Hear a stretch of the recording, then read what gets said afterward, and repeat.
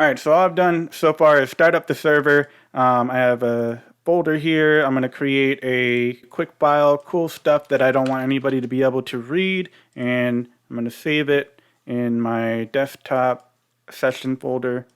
And this is going to be the item that I'm going to try to, let me rename that here, secret. Again, just a text file that has some cool stuff in it that I don't want anybody to access, and this is the item that I'm going to be sealing.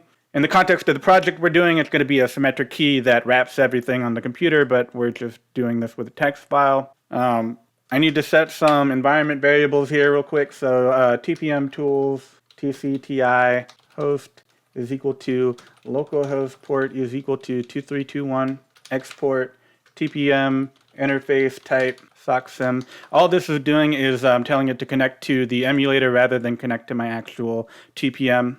And then TSS power up, TSS startup in order to emulate starting up the TPM. So there are a lot of keys, and there are even more keys than I'm about to tell you about, but we'll just focus on these ones. Rootkey, this is also, I think, called the endorsement key. This is the key that always exists no matter what. You can't delete it. It's the one that gets built in when the TPM is manufactured. So I can do a Tpm2 clear, and that will remove everything, every single key inside of the TPM, and the root key will still always be there. Then we have the storage root key, and I didn't name these, but sometimes they call this the owner key. This is going to be wrapping the storage key, and then the storage key is going to be wrapping my secret.txt file or whatever, but this is the file I created. So the reason we have to have the storage root key is because we could be creating a lot of these storage keys for different purposes, and so if I wanted to create a bunch of these storage keys, and I'd have 1, 2, 3, and 4. Every single key has a policy built into it. So, it might be like you need to have this password in order to use this key. But if you don't know the password for your storage root key, then you no longer have access to any of these other keys. So we actually need to put the policy on a storage key rather than put it on the root key. And then this key actually never, leaves the TPM. It basically has to remain anonymous to everything. And so this is the actual chain here. We're going to have the storage root key and then the storage key. So I'm going to clear this right here, and then I'm going to do Tpm2 Get Capabilities. This is just going to give us some information about the TPM, not really necessary, but these are Tpm2, this is properties fixed. And if all it is a bunch of information and metadata about it, the vendor that created it, the day that it was created, and so here we have like the actual number of PCRs, which is 24 if it wasn't in hexadecimal here. And I'm going to go ahead and clear this. We can also use getCap and pass it an argument of handles permanent. Handles are basically anything inside of the TPM, just a generic term, and handles is basically the name referring to that object in the TPM. So, whoops, I didn't type getCap. Handles permanent. And so these, I believe, are the seeds. There's a null seed. There's an endorsement seed, there's a platform seed. So I believe these are all things that are always in the TPM and they can't be erased or modified or whatever. Then we also have getCap handles transient, and we have getCap handles persistent. And these are all of the objects that are inside of the TPM. Transient meaning that they're temporary, they're volatile, and if the TPM loses power, that object is going to disappear. Basically, it's just in RAM.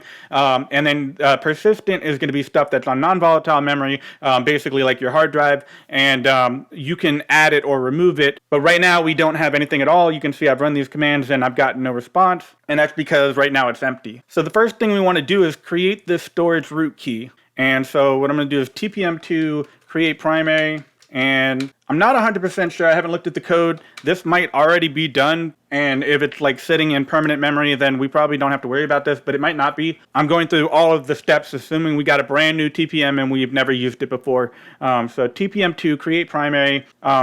This is referring to the type of key that it is, so the O just means that it is a owner key. There are other types, but it doesn't really matter because we're not using them. And then there's some other details about the encryption, I believe, of the key. And then here we have storage root key is just, a name I'm picking right here. And then .context, which is going to be where this gets saved. So if I do that command, it creates the storage root key. And if I do ls, you can see I have the storage root key here, although I didn't want to be in this folder. So let me go ahead and cd desktop into session. And I'll just go ahead and move the storage root key into this file or folder. Anyway, so here I'm going to ls one more time. And you can see I have, this is the text file I created and the storage root key. And if I do Tpm2 Get Capabilities and then handles transient, you can see that this is the handle now referring to the storage root key that I just created. So whenever I create a key, it's going to be there in the random access memory. So the next thing I can do is change auth. I don't know exactly what this does. I imagine it's basically like, branching onto the owner branch, because there are 3 different hierarchies. So Tpm2 change auth, and then Tpm2 evict control. All I know is that change auth is necessary in order to do this command. So evict control will basically take something that is in RAM and put it on the persistent memory, or it will take something that is in the persistent memory and put it in the RAM. So basically it is evicting it from RAM and putting it in persistent, or evicting it from persistent and putting it in RAM. But in this context, what I'm going to do is put this in persistent memory, and it actually doesn't evicted, I don't think. I think the object is still going to be in transient memory until I flush it. But so again, we're referring to the owner hierarchy, and then this is going to be the context, which I created for storage root key, and then we're going to give it a name. This is the one that they had in their documentation for the spec. I don't know that we really need to have this exact name, but I just used it because it worked. And then here we have owner auth. And so now if I do Tpm2 Get Cap handles transient, there's actually 2 different items in here. And the Tpm2 has very limited main memory. So we actually can only have 3 different objects in memory at one given time. So I'm going to go ahead and do Tpm2 flush context, and then OX8, 1, 2, 3, 4, 5, 6, 7, and then 1. And so again, if I do Tpm2 Get Cap handles transient, there's nothing there. But if I do persistent, you can see we have this 8101 that I created up here. This is the name I gave it. So this is referring to the owner key. And we want to keep the owner key inside of the TPMs. So this is the handle or the name for the storage root key. So this is the name or the handle for the storage root key, which we're keeping in persistent memory. And I'm going to go ahead and clear. And then, so the first thing we need to do in order to accomplish what we're trying to do is we need to have an auth session, and I'm going to call it session.context. And if I do an ls, you can see that it created the session.context object in the session folder. And so now if I do Tpm2 policy PCR, and we're going to pass it that session object, and then here we're going to have an output file. We can call it policy1.pcr. And then this is going to be the PCR selection. So we're going to have our SHA-256 bank. 0, 1, and 2 are going to be the PCR values that I'm using. So the actual numbers of the PCRs or the indexes. And then now I can go ahead and do Tpm2 flush context, because that context I believe is in random access memory right now. So I'm just going to go ahead and get rid of it from the TPM. And then I'm also going to remove session.context, which is in the session folder. So if I ls here, you can see I don't have session context anymore. So if I do PCR read, we have all these different PCR values. And if I do PCR read with SHA-256, it's referring to the SHA-256 bank, TPM2. And so these are the PCR values I currently have. And when I created that auth session, those were the PCR values I gave it. So it's going to take, these values, hash them together, and get whatever output. And now what I want to do is extend 0, 1, and 2 to some other known value. So I'll go ahead and clear, and Tpm2 PCR extend. And then here we have 0, and I'm going to go ahead and paste this in because it has to be a SHA-256 string. This is just a random one though. And 1, I'm also forgetting that I need to have SHA-256 is equal to, and then SHA-256 is equal to this value again. So now if I do Tpm2 PCR read SHA-256. You can see that we have different hex values for the PCR 0, 1, and 2. So now coming back here, Tpm2, start auth session, Tpm2 policy PCR, and then here we're going to do session.tpm2 policy PCR. And then here again, we're going to give it an output, so policy2.pcr, and then SHA-256, and then the PCR selection, which is going to be 0, 1, and 2. And then we're going to tpm2 flush context session.context. And by ls, you can see we have our policy1.pcr, policy2.pcr, and I'm going to go ahead and remove session.context. And then here, we're going to do tpm2 start auth session.context, and then tpm2 policy or session.context l policy.or. We're giving it the session file. This is going to be the output file. And then here we have SHA-256 policy1.pcr, comma, policy2.pcr. And these are the two policies that we created. And then tpm2 flush context session.context. And again, I don't really need this, I don't believe, so I'm going to go ahead and remove session.context. So we have our policy.or, which incorporates both of these policies in it. And then clear. So now we need to create the storage key. We've already created this key. Now we need to create this key right here. And we're going to put the policy on this key when we create it. So tpm2 create. This is actually the parent key, so we're referring to the storage root key here, the parent key. So this is going to be context l policy.or. This is going to be the input file, so I called it secret, so I'm just going to put in secret. And just as a reminder, the only thing it says inside of it is cool stuff.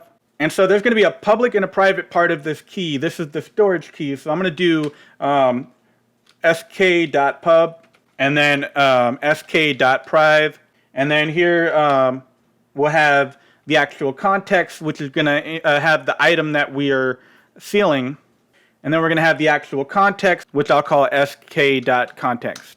And so now clear ls, these are all the items I have in my folder. Also, when I did this create, I used storage rootkey.context. I also could have used the handle. So I could have done this instead, and it would have been exactly the same. So just for good measure, what I'm going to do is I'm going to go ahead and delete this file right here, cool stuff, and then empty the trash. So I don't have that file on my computer anymore, but it should be sealed and encrypted inside of the storage key. And let me look inside of the TPM just to see what we have in here. I'm going to do a flush context for both of these items, 1, 2, 3, 4, 5, 6, 7, and clear. So what I'm going to do next is load the storage key into the TPM, into the main memory. So this is tpm2 load, referring to the storage root key, which again is the parent. I could change that, or I can also just refer to it by the name that's in the persistent memory, which is this name right here. And here I have sk.pub, sk.priv, sk.context. So if I do tpm2 get cap handles, this is the storage key. It reuses the same handles, by the way. There are only 3 that it can have, so it's either 1, 2, or 3. And then the next thing I need to do is another auth session. So tpm2 start auth session, and then session.context. And then this time I need to pass it policy session. There are trial sessions and policy sessions. The trial session is to actually set the values and say that these are the PCR values required to, or these are the passwords that we want in order to unencrypt the file that's in the key. But the policy section will actually check to see what the PCR values are and guarantee that they actually match. And then we're going to do tpm policy PCR, and then session.context SHA-256. And then we're going to pass in 0, 1, and 2. And these are the current values of the PCRs that I have right now. So just a quick reminder, SHA-256. This is referring to these values I have, which are part of our OR condition, because it could be either this or it could be all zeros, which is what I started out with. And then after that, we do tpm2 policy or, and then session.context. I believe this is an output file. And then real quick, let me ls. So this is policy.or. So we can do tpm2 policy or, and then session.context l policy.or, and then SHA-256. And then here we're going to pass in policy1.pcr, comma, policy2.pcr. And then we're going to do tpm2 unseal. And then we have a session that we have to pass in session.context. And then here we're going to pass in the thing that we're trying to unseal, which is going to be the sk.context. And I want to output it to a file. So I'm going to do -o out.date. And this is an optional argument here. And now, so if I go to session and I go to out.data, you can see that I now have my unencrypted file, the thing that